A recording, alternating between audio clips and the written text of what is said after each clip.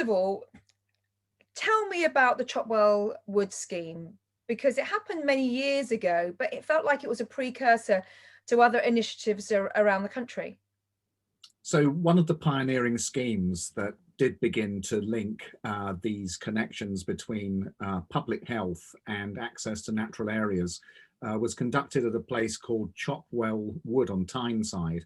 And so this is a part of England with a very proud industrial history, but these days suffering from various levels of social deprivation and some of the health challenges that come with that. And the Forestry Commission and National Health Service back in 2004 began looking at ways in which connecting people with woodland environments might actually contribute to better health outcomes, and found some very strong results with 99% of people who were involved in that scheme and effectively prescribed time outside.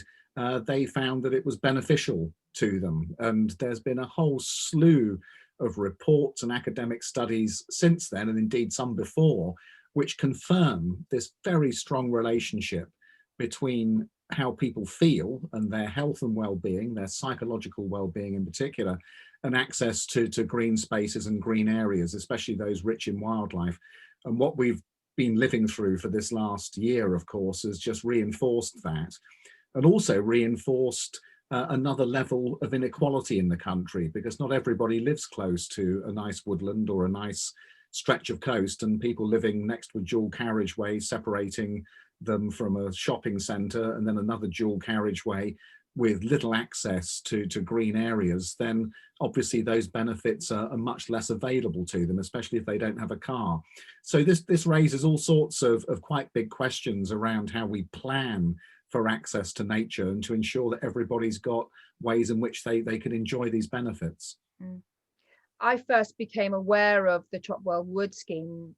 I read it in one of your books, chapter 10 of this fantastic book called What Has Nature Ever Done for Us? And at the time, I felt you were at the cutting edge of what most people are thinking now, and the value of nature. And there's lots of new phrases that people are sort of talking about now, from regenerative projects to rewilding. But you were talking about this stuff like decades ago.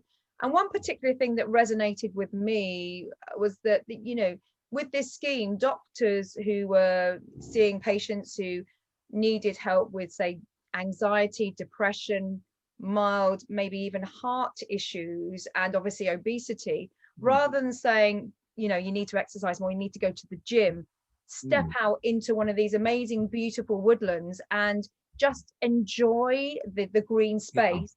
And I think that's pretty much cutting edge, and it seemed to work. As you said, the results were amazing. So a lot of people went to the gym and then decided not to after about 2 or 3 meetings or 2 or 3 sessions, whereas people kept going back into these green spaces. Now, when I lived in London, I was amazed about how many beautiful parks there are everywhere. Not so many in Manchester, actually. And I think that that's something perhaps is lacking in some of the city centre spots. It is indeed, and this is something we need to be building into our planning for the future of the country.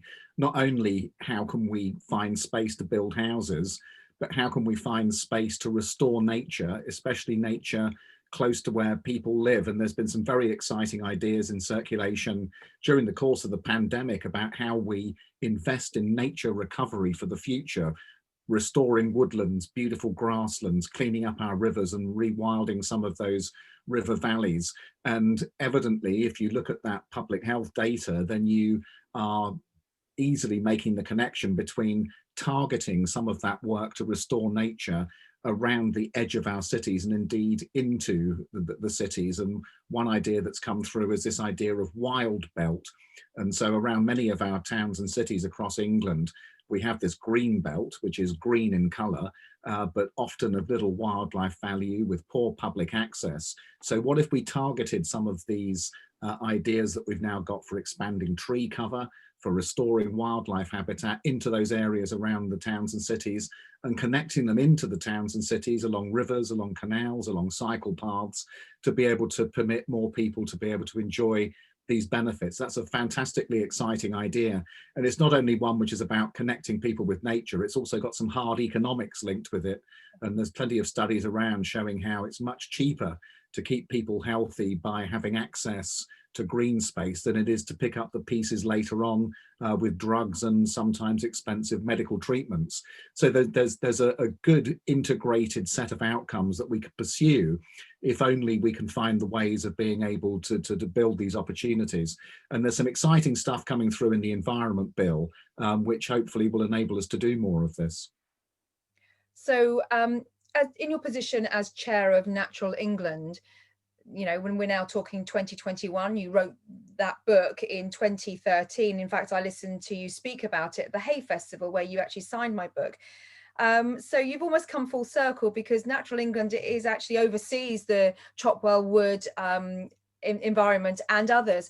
And I read a report which suggested that the only issue really with this amazing green space is people getting there, people actually getting to these spots. Yeah. And you've highlighted a bit of an issue here, particularly in areas which are so built up, is that we need access to more of those green spaces close by so we can just step outside. Exactly, and there's some very exciting proposals coming through at the moment as this learning and this knowledge begins to connect with decision making. A fantastic example I came across recently for a proposal was from the Nottinghamshire Wildlife Trust, who are proposing that an area of no longer necessary shopping capacity, we're now shopping more online, and this particular shopping centre was quite old anyway, and the idea that they're putting forward is to remove that old shopping centre and to replace it with woodland in the centre of Nottingham. And so some of these ideas are beginning now to come through into proposals. And as we plan for the future and think about the future of our towns and cities, especially in the wake of the pandemic and the structural shifts that are going to come with that, whether we might be doing better through creating some of these wild areas right next to where people live. And you know, the benefits are becoming increasingly clear. Certainly at Natural England, this is now a big focus of our work, this idea of connecting people with nature. And there are all sorts of reasons why we might want to do this. And one of them we've touched on already, Claire, is this idea of the public health and well-being benefits. But on the other side of this is also the extent to which, if we are going to deal with these climate change and nature emergencies, we need to have people who have an emotional and personal connection with the natural world to be able to build that public mandate to do what's needed. And the more we spend time in nature, we know there's a positive synergy back, because then that enables people to see what's at stake and then to alter their views and behavior in ways which are more environmentally friendly. And so there's a whole package there in why we want to connect people with nature. And the opportunities now at hand, I think, are very considerable with some of the measures in the Environment Bill for local nature recovery, and also some of the schemes which we're now trialling to be able to make the most of those recovered natural areas through so-called social prescribing. And we're running a pilot at the moment with the National Health Service to look at how it might be possible for GPs to be able to be inviting people to spend time in natural areas rather than, for example, taking antidepressant drugs. And so there's a lot to be gained here if we can get this right. And you know, the good thing at least is that we do have the evidence base. We know this does work, and now finding the ways of making it stick really is the task at hand.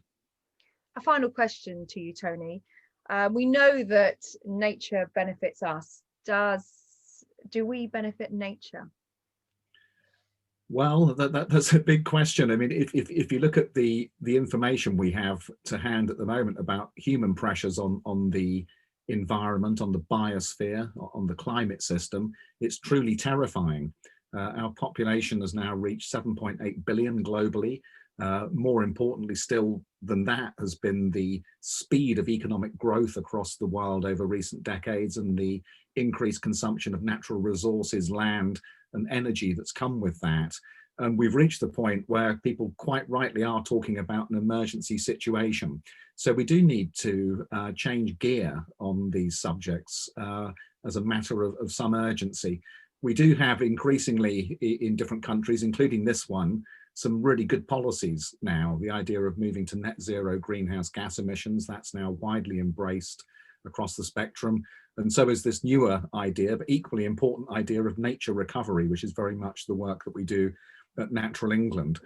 And I guess one of the pennies that's dropped in recent years, which has changed the discourse, is the extent to which we can now see that looking after nature and restoring the environment is not a drag on economic growth. It's not something that works against job creation or the welfare of people. It's actually essential for the future of any kind of economy and any kind of functioning society, is to have those supporting services we get from healthy natural systems, whether that's clean water, fresh air, carbon capture, and public health and well-being. We don't get any of those into the future if we don't look after our environment. And I think that penny finally has dropped, which is a very welcome thing to see. Tony, Juniper, thank you very much. My pleasure.